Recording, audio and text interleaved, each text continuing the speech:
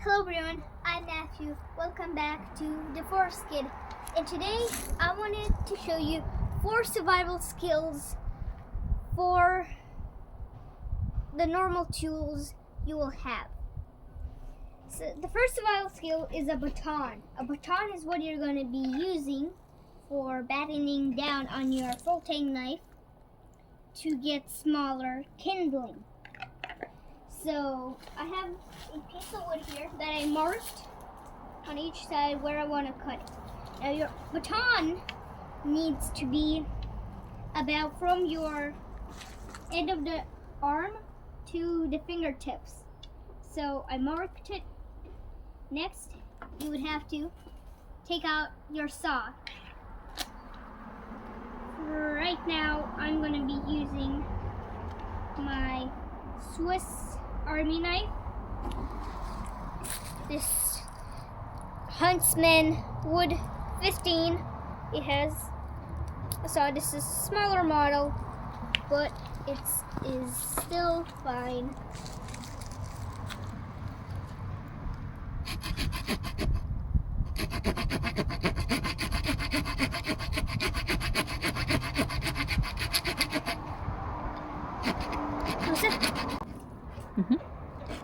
The reason why I don't usually lean it like this is that when you saw, if you're leaning it, you have to put some power to lean it, and that makes this pinch the saw so it cannot move, which is why sometimes I will not put anything here other than go around my knee and start sawing. So see you when I'm going to be done with these 2 ends. So my mom helped me a little bit with it. Now as you see, it's to the tips of my fingers. So this is going to be perfect. Now take off your knife from your face and start making a point on this one end.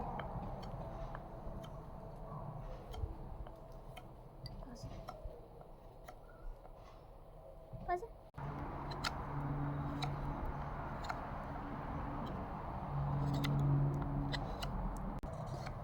it.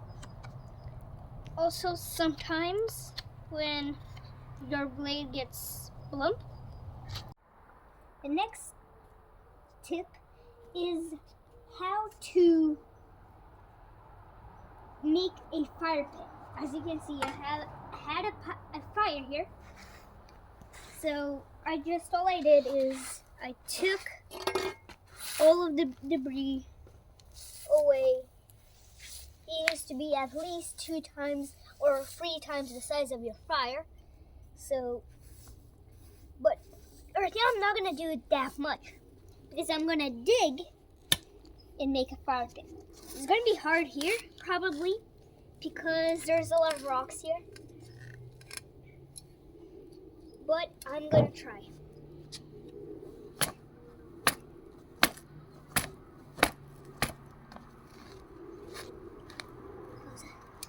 Pogromcie. So there it is. This is pretty deep. You want pretty deep. You want also to round out the end so air can flow in the fire, which there's only 3 things you need for fire, which is oxygen, which you have in your air, and still when the fire, sometimes you want to blow in that fire to make sure there's more oxygen in the fire and it'll grow bigger. There is fuel. Fuel is from tinder to wood. Next is heat. Heat. It needs enough heat to ignite the tinder, which ignites the wood. So, as can you see, in my monitor did it. I'm not sure how much is this, but this is about 5 inches? 5 inches, 3, 4, or 5 inches. And your fire is going to be in here, which will protect from tinder. So I put this more than you would really need to. If you have a fire pit like this, you could do it just here on each side, but because the fire is maximum, gonna reach to here. The flame's gonna stick out if you make a big fire. If you make you can make one that's about this big, and this is much safer actually than just a normal fire underground, because you gotta put 2 or 3 times more. You gotta clean more area. With this, you don't have to clean as much area, as well as it's very easy to extinguish. But there is a way that you should extinguish it, because in some forests the ground is like a sponge. So if you put a fire right on just right on the soil, and if you just put more soil on top to extinguish it, it might result in a underground fire, which you can just burn by the roots of the plants. As you can see, there's a lot of roots here. So you will need to, after that, water. Make sure nothing is smoking still. Then what I like to do is put a little bit of soil, then again water, then a little bit of soil. Make sure nothing is smoking, and that's it. The next survival skill, the third one, is mosquito repellent or bug repellent. As you can see, we are under a pine tree right now, and if you take some pine needles from a pine tree, pine needles are very helpful actually. You can make pine needle tea out of pine needles. You can make tea, and with some young ones like these, you can just eat them straight off the tree. This one, sometimes they're too spiky to eat, but pine needles also can be used for bug repellent. So you just want to break the fibers inside of the pine needles, which makes a very good smell. It's a very good smell. I love the smell of pine needles. And then apply it to the open sides of your hands, your feet, your head, anything that's sticking out. So just easily right here. It's very spiky, so I don't like this. What? The side is fine. So just add it.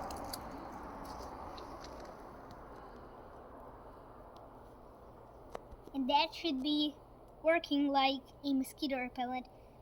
Still, you have a lot of scratches, but it's worth it. On to the next one.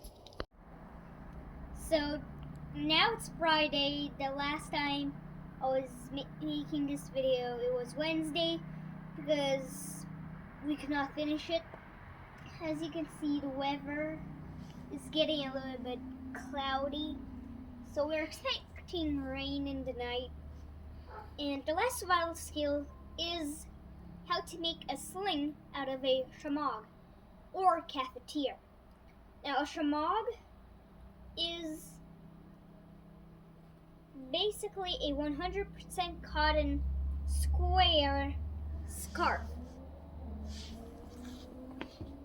And to make a sling out of this, you want to grab the opposite corners and make a triangle.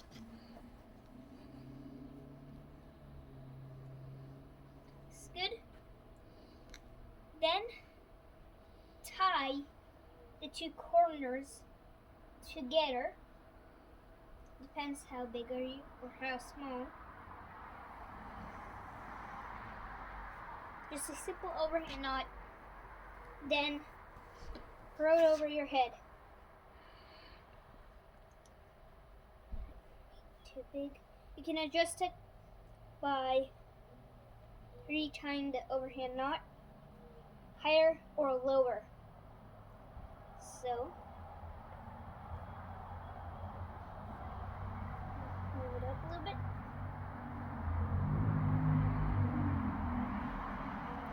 As you can see, this makes pretty good sling. The only problem with these slings that your arm's gonna be in a slightly L shape, slightly slanted L shape. It really should be like this, but it's not the best sling in the world. But as you can see, you can adjust it by tying the overhand knot higher or lower, how you like it. And then you can easily untie the overhand knot and fold it back up. So that's it for today's video. Hope you have a great day and see you on the next one.